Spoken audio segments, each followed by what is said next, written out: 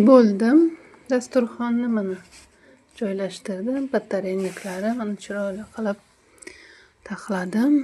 Endi hozir salofaniga joylasak bo'ldi bu. Chiqib ketishga tayyor. Bir kunda tikilgan dasturxon.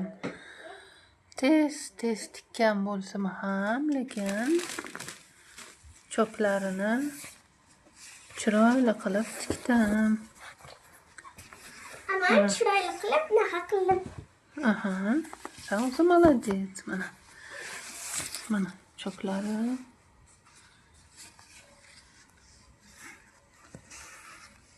Mana. Yoqadi degan umiddaman. Bu ertaga ertalab Xudo xohlasa Samarqandga chiqib ketadi.